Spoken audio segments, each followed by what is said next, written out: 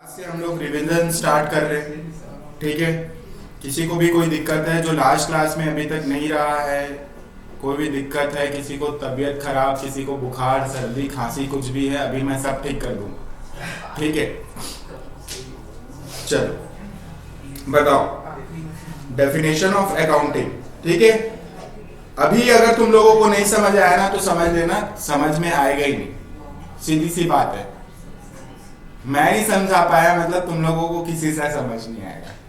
ठीक है, चलो ये तो हो गया मजाक, अभी पढ़ते हैं अपन थोड़ा सा। ठीक है, अगर तुम लोगों को डेफिनेशन ऑफ अकाउंटिंग में अभी समझाया, एक एक वर्ड जितना भी तुम लोगों को दिख रहा है हाईलाइट कर रहा हूं यहाँ पे। रिकॉर्डिंग हो गया, क्लासिफाइंग हो गया, समराइजिंग, ये सबको एक्सप्लेन कैसे करना है, एक एक मार्क्स के लिए पूछ भी सकता है एग्जाम में, इससे एमसीक्यू भी बन सकता है। तो अभी हम लोग सब चीज डिस्कस करेंगे। ठीक है, क्लियर है? चल बताओ भाई कमल,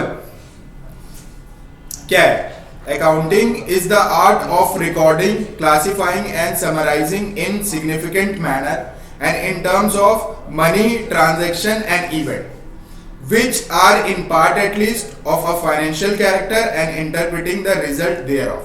इसमें से तुम लोगों को कितने वर्ड्स का जो है मतलब पता है? अगर रिकॉर्डिंग का मतलब क्या है मैं पूछूं तो आप क्या बोलोगे? Journal entries. ठीक है, क्लासिफाइंग का मतलब लेजर, समराइजिंग का मतलब, ठीक है, और उसके बाद ये मनी, मनी का मतलब क्या था बताओ? पैसा है, ये ठीक है, लेकिन अपन कैसे बात करते हैं उसको, क्या चीज मैंने एक्सप्लेन किया था बताओ? ठीक है, तो इसमें मैंने तुमको ये समझाया था कि अगर मान के चलते हैं कि जैसे 10 बेंचेस है मेरे पास, तो 10 बेंच है, क्वांटिटी बताऊंगा उससे नहीं होता, वो इन टर्म्स ऑफ मनी होना चाहिए। 10 बेंचेस का कितना रुपए होता है? ठीक है, तो ये सारी चीजें अपन डिस्कस किए, अभी इसको एक एक करके हम लोग सब समझते हैं। जो भी यहाँ पे वर्ड्स आपको दिख रहा है ना, सारे वर्ड्स का अगर आपको मतलब पता होगा तब जा करके आप अच्छे से एग्जाम में लिख पाएंगे। तो ये डेफिनेशन जो है ये आपको एग्जाम में लिखना है, पूछता भी है एग्जाम में, इसको अच्छे से आप पढ़ के जाना। ठीक है, चलो सबसे पहले अपन क्या है? आर्ट। आर्ट का मतलब क्या होता है? कला है। हिंदी में अगर हम लोग बात करेंगे तो आर्ट का मतलब क्या हो जाता है? कला। Indicates that the accounting involve skillful application of knowledge, rules and judgement. अभी जैसे मैं तुम लोगों को बोलता हूँ golden rule, golden rule of accounting तुम लोगों ने पढ़ा, मैं तुमको पढ़ाया हूं, वो तुमको मालूम है। तो रेगुलर बेसिस पे आप स्टार्ट करो। जब मैंने आपका फर्स्ट क्लास लिया था तो आपको गोल्डन रूल नहीं मालूम था, तो उस समय में तुम लोगों को जब वो रूल को अप्लाई करते तुम लोगों को प्रॉब्लम होता था, है ना, कि क्या रियल है, क्या पर्सनल है, क्या नॉमिनल है।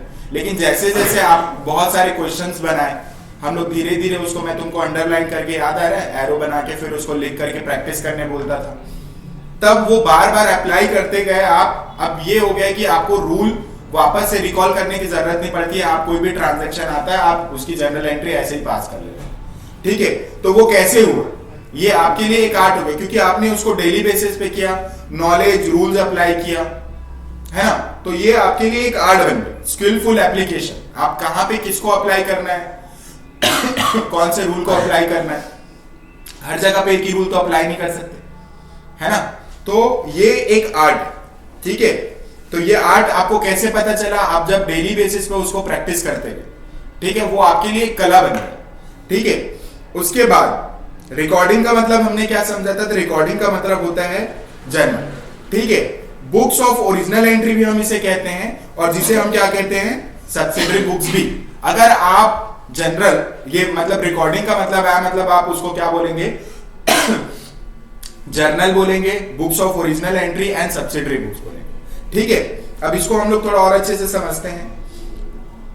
इसको अगर एक्सप्लेन करना है कि रिकॉर्डिंग का मतलब क्या होता है, तो रिकॉर्डिंग का मतलब आप एग्जाम में कैसे एक्सप्लेन करेंगे? रिकॉर्डिंग का मतलब होता है systematic documentation of financial transaction in chronological order. Chronological order का मतलब होता है डेट वाइज होना चाहिए।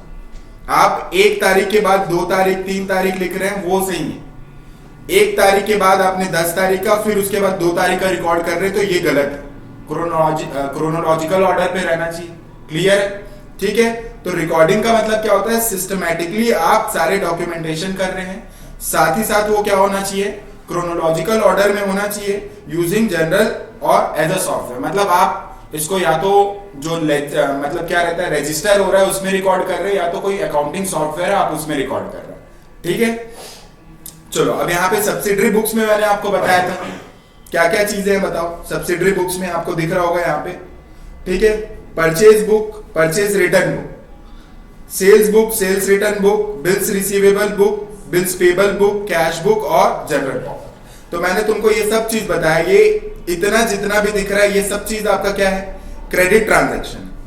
ये सारी चीजें क्या है, क्रेडिट ट्रांजैक्शन। ठीक है, और जितना भी कैश ट्रांजैक्शन होगा वो किस में आ जाएगा, कैश बुक में आ जाएगा। क्लियर है। और उसके बाद क्या, जनरल प्रॉपर जो इनमें नहीं आया वो किस में आएगा, जनरल प्रॉपर में आएगा। ठीक है, तो अभी मैंने क्या क्या बता दिया है इसमें, इस डेफिनेशन में मैंने आपको आर्ट का मतलब बताया, रिकॉर्डिंग का मतलब बताया। अब हम लोग क्या समझेंगे, अकाउंटिंग एक आर्ट होता है। ठीक है, रूल्स को अप्लाई करके हम क्या कर रहे हैं, उसकी जनरल एंट्रीज पास कर रहे हैं, उसको बुक्स में रिकॉर्ड कर रहे हैं। अब चलो ये चीज याद रखना, ये नोट जो है वो इंपॉर्टेंट है। ये नोट क्या बोलता है बताओ, only credit transaction are recorded in purchase book, purchase return book, sales book, sales return book, bills receivable book and bills payable book. यहां पे जो मैंने आपको बताया। ठीक है, और कैश ट्रांजैक्शन किस में रिकॉर्ड होगा, कैश बुक में रिकॉर्ड होगा। Those transaction which are not recorded in the above mention book are recorded in journal. मतलब अगर जो इसमें रिकॉर्ड नहीं हुआ और इसमें रिकॉर्ड नहीं हुआ वो किस में रिकॉर्ड हो जाएगा, जनरल। ठीक है, चलो अब हम लोग आते हैं क्लासिफाइंग में। क्लासिफाइंग का मतलब क्या समझते हैं, क्लासिफाइंग का मतलब होता है लेजर, प्रिंसिपल बुक। ठीक है, इसको हम प्रिंसिपल बुक के नाम से भी जानते हैं। अब देखो क्लासिफाइंग का मतलब ये है कि अगर मान के चलते हैं आप अलग से जनरल एंट्रीज पूरा पास करके रखे, तो जनरल एंट्री में आप अगर मान के चलते हो, मैं एक जनरल एंट्री पास कर रहा हूं, purchase account debited to cash. तो यहां पे ये जो कैश आया इसका एक अकाउंट आप सेपरेटली बना लेंगे और परचेज का अकाउंट आप सेपरेटली बना लेंगे। तो ये क्लासिफाई कर रहे हैं, जितने भी परचेज अकाउंट है वो परचेज वाले में चले जाएंगे, जितने भी जनरल एंट्री कैश से रिलेटेड है वो कैश वाले में चले जाएंगे। आ रहा है समझ में। तो हम लोग क्या कर रहे हैं, क्लासिफाई कर रहे हैं अलग अलग, क्योंकि हमको सेपरेटली जानना है कि कितना कैश हमारे पास बैलेंस है, कितना हमने परचेज किया है, कितना हमने सेल किया है। वो आपको किससे पता चलता है, जब आप लेजर बनाते हैं। बैलेंसेस जो आते हैं वो आपको बताते हैं कि कितना हमारे पास बचा हुआ है, कितना हमने सेल किया है, कितना हमने परचेज किया है। ये किसका काम है, क्लासिफाई। जनरल एंट्रीज आपको वो नहीं बता पाता। जनरल एंट्री से सिस्टमैटिकली क्रोनोलॉजिकली ऑर्डर में हम उसको रिकॉर्ड कर रहे हैं, उससे अपन को कोई इंफॉर्मेशन नहीं मिल रहा है।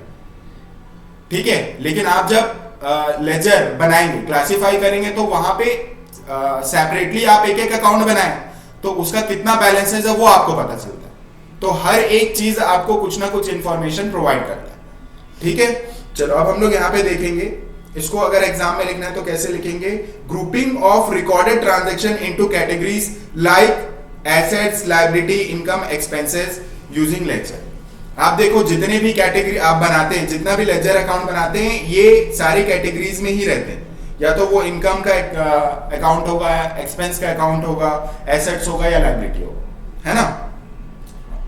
उसके बाद आते हैं हम लोग किसमें, समराइजिंग। समराइजिंग का मतलब आप क्या समझते हैं, जितने भी बैलेंसेस आपके लेजर में आए थे वो सारे बैलेंसेस को आप कहां पे ट्रांसफर करते हैं, वो सारे बैलेंसेस को आप ट्रायल बैलेंस में ट्रांसफर करते हो, जिसके बेसिस पे, यानी कि जिसके हेल्प से आप क्या बनाते हो, फिर फाइनेंशियल स्टेटमेंट प्रिपेयर करते हो, ट्रेडिंग पीएनएल, बैलेंस शीट ये बनाते हो, फाइनल अकाउंट आप पूरा प्रिपेयर करते हो। आ रहा है समझ में। तो समराइजिंग का मतलब होता है ट्रायल बैलेंस। अब ये ट्रायल बैलेंस जब आप प्रिपेयर करते हो, तो अच्छा एक बात बताओ, आप ट्रायल बैलेंस क्यों प्रिपेयर करते बताओ।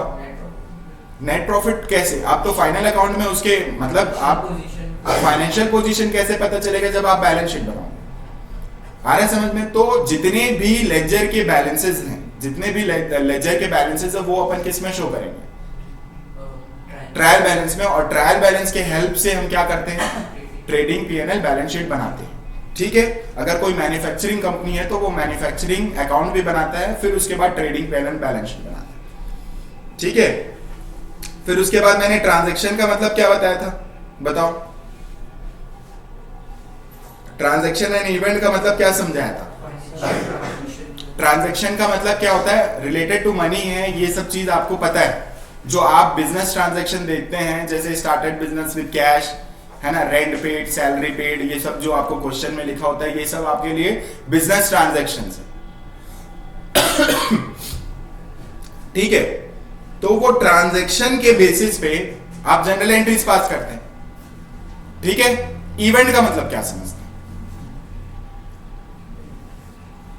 देखो, इवेंट अगर समझ में नहीं आएगा तो आप, हाँ बोलो बोलो, सॉरी बोलो। जैसे किसी भी चीज के ऊपर अपन पैसा दे रहे, जैसे रेंट हो गया, परचेज, इन सबको इवेंट हो गया, शायद नहीं वैसा नहीं है। देखो मतलब अगर आपको याद रखना है इवेंट क्या होता है, तो आप दो चीज याद रखना है, एक क्लोजिंग स्टॉक हो गया और एक प्रॉफिट हो गया। प्रॉफिट या लॉस आप जो कैलकुलेट करें, वही आपका क्या है, इवेंट है। वो आपको at the end of the year आपको पता चल रहा है वो चीज, आ रहा है समझ में? तो ये इवेंट, अभी देखो यहाँ पे मैं तुमको समझाने की कोशिश करता हूं। परफॉर्मेंस ऑफ एन एक्ट, जैसे आपने कोई परचेज किया, सेल किया, सैलरी हो गया, रेंट, ये सब पे किया, तो ये सब क्या होगा आपका, ये सब क्या कहलाएगा आपका, ट्रांजैक्शन कहलाएगा। ये सब आपका ट्रांजैक्शन कहलाएगा। ठीक है, और इवेंट क्या होता है, ये जो ट्रांजैक्शन आपने ऊपर किया है उसका जो रिजल्ट आ रहा है कि आपने ये सारे ट्रांजैक्शन करने के बाद आपके पास कितना पैसा बचा हुआ, कितना प्रॉफिट आपने कमाया है, आपने सामान खरीदा, सामान बेचा, आपके पास कितना क्लोजिंग बैलेंस मतलब यानी कि क्लोजिंग स्टॉक बचा हुआ, तो वो आपका क्या कहलाएगा, इवेंट कहलाएगा। समझ में आ रहा है? परफॉर्मेंस ऑफ एन एक्ट क्या होता है आपका, परफॉर्मेंस ऑफ एन एक्ट क्या होगा, ट्रांजैक्शन होगा, और जो एंड रिजल्ट होगा उसको अपन क्या बोलेंगे, इवेंट के। ठीक है, ट्रांजैक्शन का जो रिजल्ट आता है उसको अपन क्या बोलेंगे, इवेंट्स बोलेंगे। ठीक है, इसको एक एग्जांपल से समझते हैं। देखो, there is only two event, that is profit and loss, एक इवेंट हो गया, और दूसरा क्या है, क्लोजिंग इन्वेंट्री, तुम्हारे पास कितना बचा है। तो अगर आपको याद रखना है, इवेंट आप अभी पढ़ रहे हो, आपके सिलेबस के हिसाब से मैं बता रहा हूं, एक होता है प्रॉफिट एंड लॉस और दूसरा क्या होता है, क्लोजिंग इन्वेंट्री। ये दो ही इवेंट है अभी आप पढ़ रहे हो, है ना। ट्रांजैक्शन में आप परचेज, सेल, ये सारी चीजें आएंगी, rent paid, salary paid, commission paid, ये जितना भी आप देखते हैं वो सारी क्या है, चीजें आपके ट्रांजैक्शन। और प्रॉफिट एंड लॉस और क्लोजिंग इन्वेंट्री क्या है आपका, इवेंट। अब देखो, स्टार्टिंग में मान के चलो आपके बिजनेस में कितना यूनिट है, 10,000 यूनिट्स है, सॉरी 1,000 यूनिट्स है। तो 1,000 यूनिट्स है, फिर आपने और कितना यूनिट्स परचेज कर लिया, 10,000। तो टोटल आपके पास कितना यूनिट्स हो गया, 11,000। क्योंकि आपको लगा यार इतने कम से मैं क्या ही बिजनेस चलाऊंगा, 1,000 यूनिट है और 10,000 यूनिट अपने दुकान में भर लेते सामान। उसके बाद आपने जो है उसमें से कितना बेच दिया, 9,000 यूनिट्स बेच दिया, तो आपके पास कितना यूनिट्स बच गया, 2,000। तो ये जो अनसोल्ड हो गया, आपके पास जो क्लोजिंग इन्वेंट्री बच गया 2,000 का, ये जो है आपके लिए इवेंट कहलाएगा। आ रहा है समझ में? ये परचेज और ये सेल आपका क्या है, ये परचेज और सेल ये आपके लिए क्या है, ट्रांजैक्शन है। और ये जो इवेंट है, मतलब जो आपके पास बचा हुआ है, वो आपके लिए क्या कहलाएगा, इवेंट। समझ आया? डाउट है किसी को? धवल क्लियर? चलो, transaction is performance of an act like investment of capital, sales of good, purchase of goods, expenses incurred, whereas event are the result at the end of the month or year. ठीक है, firm wants to know profit or loss and closing inventory left. ठीक है, तो ये चीज याद रखना। चलो अब हम लोग आते हैं डेफिनेशन के और एक इंपॉर्टेंट की टर्म में। क्या है वो, इन टर्म्स ऑफ मनी होना चाहिए। ठीक है, पैसा पैसा, बस देखो पैसा ही दिखता है, शॉर्ट कितना पैसा चाहिए तेरे को, 1600 है ना। चलो, उससे बाहर आना, उतना ही चाहिए बस, फीस पे करना।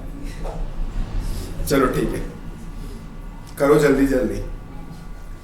Only transaction measurable in terms of monetary terms होना चाहिए। मॉनेटरी टर्म्स का मतलब क्या हो जाएगा, जैसे अगर मैं बोलता हूं मेरे पास 20 बेंचेस हैं, ठीक है, मेरे पास 20 कंप्यूटर है, इतना बिल्डिंग है, उतना बिल्डिंग है, वो सब अकाउंटिंग रिकॉर्ड नहीं करता है। वो इन टर्म्स ऑफ मनी होना चाहिए, वो कितने रुपए का ये आपको बताना है वहां पे, ठीक है, उसको अकाउंटिंग रिकॉर्ड करता है।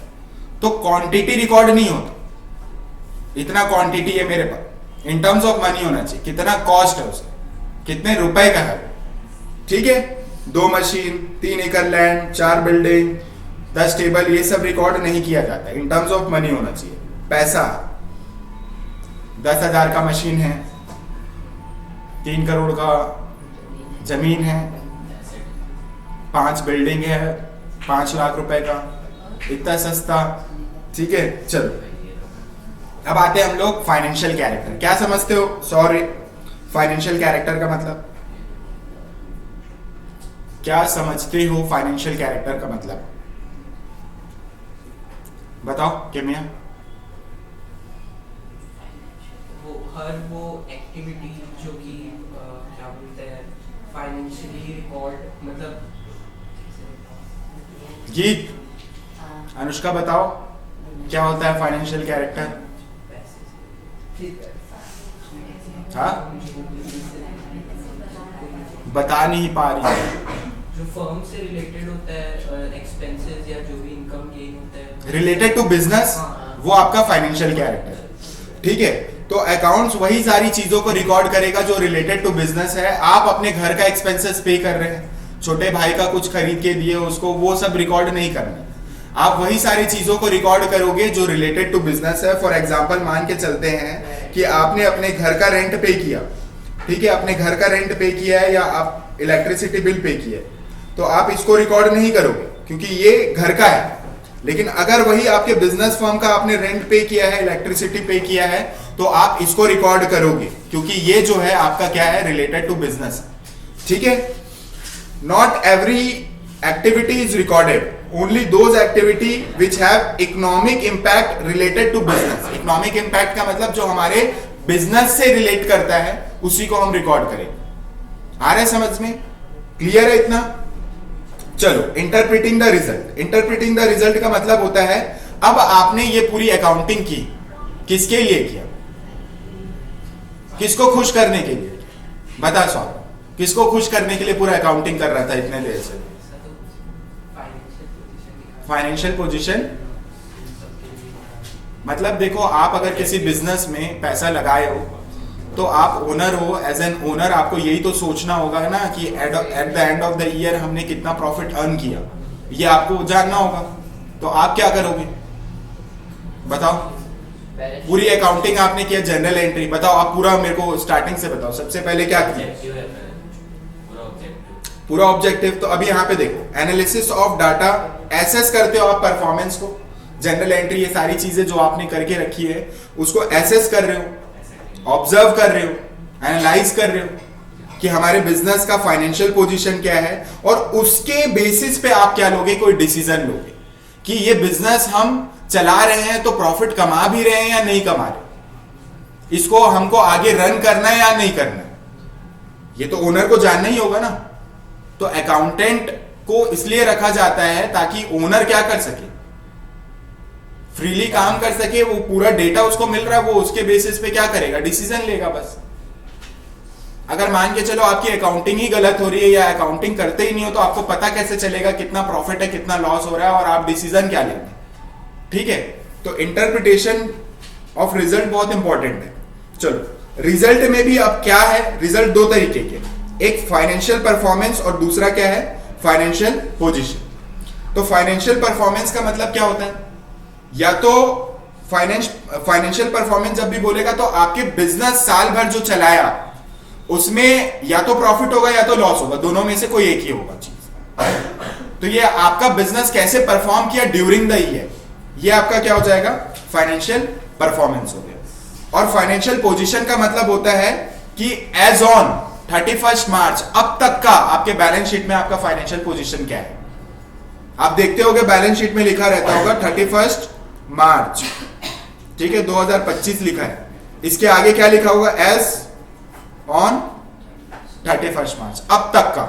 और आपका अगर मैं बोलता हूं 2015 में बिजनेस स्टार्ट हुआ तो 2025 तक का जितना भी आपने इन्वेस्टमेंट किया, जितना भी आपने एसेट खरीदा, वो सारी एसेट्स अभी तक का कितना वैल्यू करता है, वो दिखा रहा है बुक वैल्यू। बैलेंस शीट में आप बुक वैल्यू रिकॉर्ड करते हो, ठीक है, मतलब जितना पैसा आपने पे किया, ये चीज पता है ना, ठीक है। तो ये फाइनेंशियल पोजीशन का मतलब आज के डेट तक का आपके पास कितना एसेट्स है। ये दो टाइप का आपका रिजल्ट आता है, कितना हमारा फाइनेंशियल परफॉर्मेंस इस साल अच्छा रहा, फाइनेंशियल परफॉर्मेंस, दूसरा क्या है फाइनेंशियल पोजीशन, ठीक है।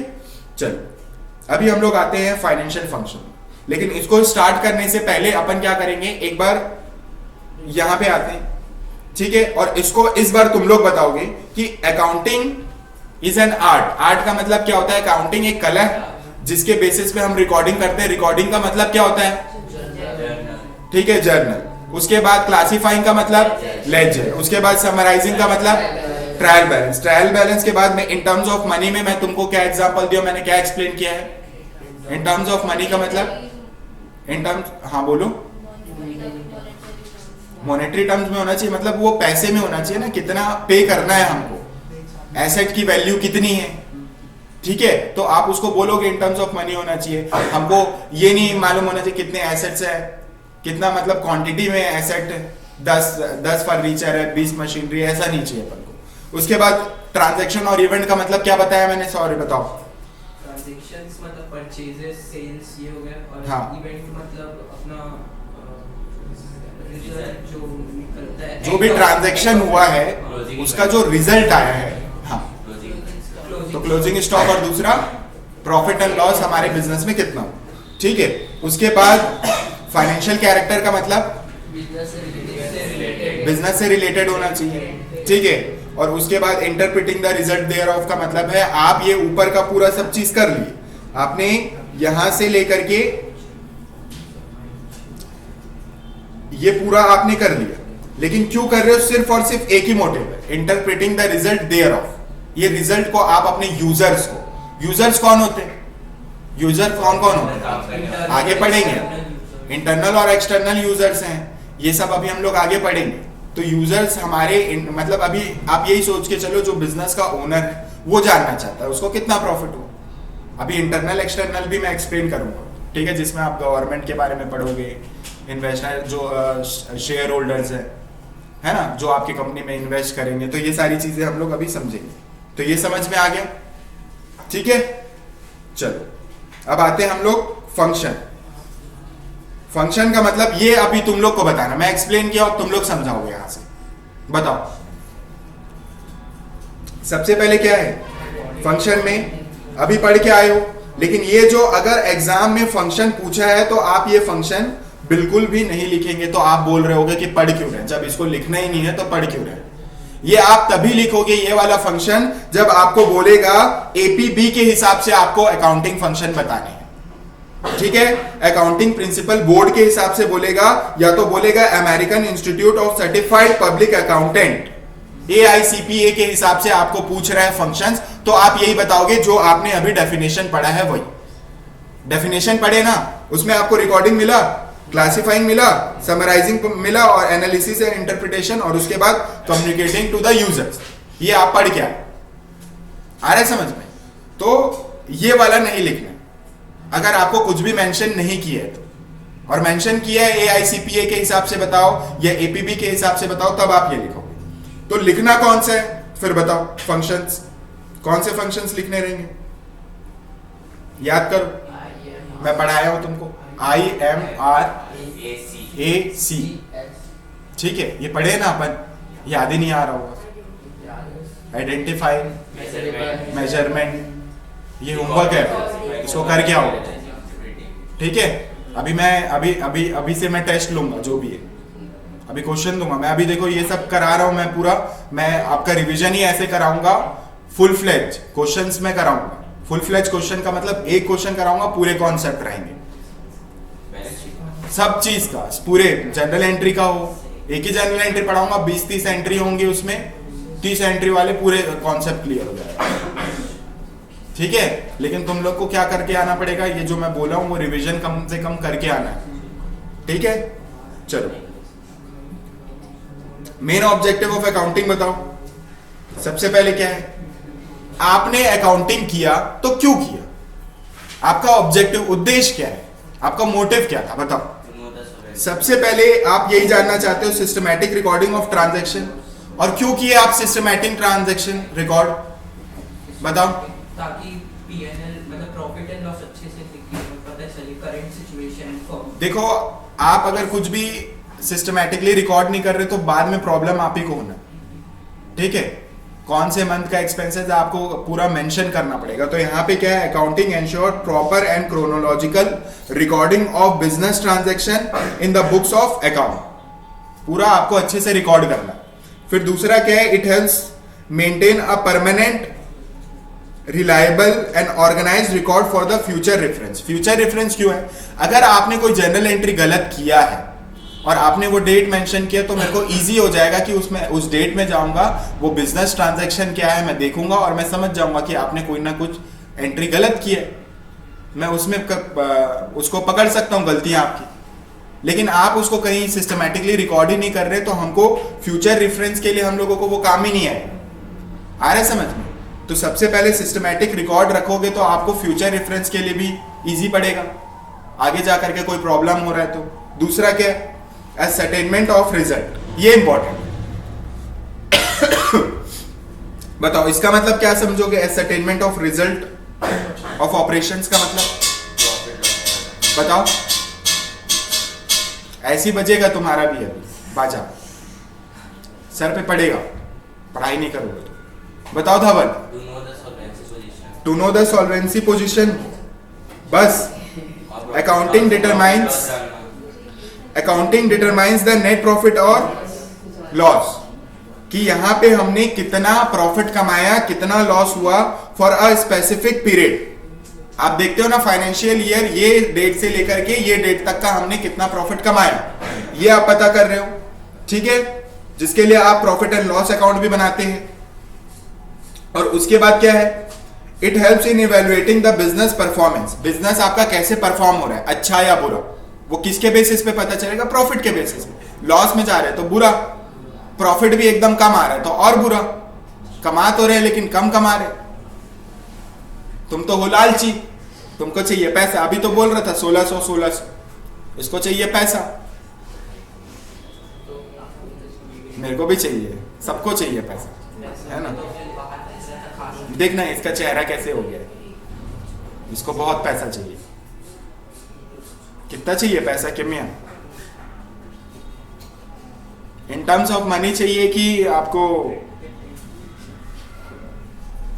सिर्फ बिल्डिंग, इतना बिल्डिंग दे दिया और घर जाके वहां पे जब देख रहे हो तो बिल्डिंग है, वो तो झोपड़ी था।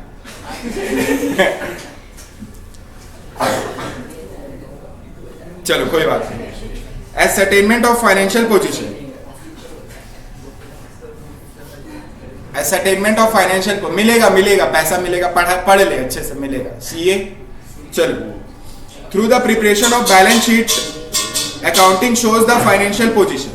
Through the preparation of balance sheet, अगर आपने जो है बैलेंस शीट प्रिपेयर किया है तो उससे आपकी कंपनी का फाइनेंशियल पोजीशन भी पता चलता है कि आपकी कंपनी कैसी, अच्छी है बुरी है। ये रिश्ता देखने जाते हैं तो जो क्या बोलते हैं उसको, बायोडेटा ना, उसकी तरह है ये बैलेंस शीट। किसी कंपनी का बैलेंस शीट मांगे एकदम अच्छा है, मतलब इसकी शादी पक्की, अच्छी नहीं है तो अपन क्या करेंगे, अरे ये कंपनी के साथ अपन कोई डील ही नहीं करेंगे, ठीक है। चलो उसके बाद आते हैं providing information to the user. जो सब तामझाम किए हो, है ना कमल, जो पूरा तामझाम आपने किया है, उसके बाद ये तामझाम को किसको बताओगे किम्मे, हाँ यूजर्स, ठीक है। तो एग्जाम्पल क्या है, दो टाइप के यूजर्स होते हैं, जैसे कि हमारे शौर्य भाई ने हमें बताया था, एक है इंटरनल और दूसरा है एक्सटर्नल यूजर। ओनर हो गए, मैनेजर्स हो गए, इन्वेस्टर हो गए, क्रेडिटर हो गए, गवर्नमेंट हो गए। और ये सब हमारे जो फाइनेंशियल पोजीशन है, बैलेंस शीट के बारे में जानना चाहते हैं, इंटरेस्ट रखते हैं। क्यों? क्योंकि आपके बिजनेस में ये डील करना चाहते हैं और खुद एज एन ओनर आप अपने बिजनेस में और पैसा लगाना चाहते हैं कि नहीं, उसको और बिजनेस को बढ़ाना चाहते हो कि नहीं, ठीक है। ये डिसीजन आपको लेना होता है, डिसीजन मेकिंग के लिए आपने ये पूरा तामझाम किया, ठीक है। तो आप ये नोट जो है कहां से डाउनलोड कर सकते हैं, टेलीग्राम लिंक से, जो कि डिस्क्रिप्शन से मेंशन, हाँ नहीं है तो मैं आप लोग का व्हाट्सएप ग्रुप है उसमें सेंड कर दूंगा। नहीं नहीं, उन लोग से अपन को कोई मतलब नहीं है, तुम लोग तो मेरे लिए हो ना, अनमोल रतन। चलो कुछ नहीं, ये एडिट हो जाएगा।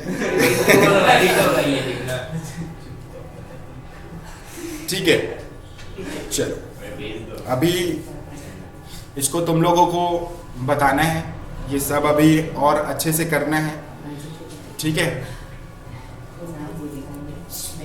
आज के लिए काफी।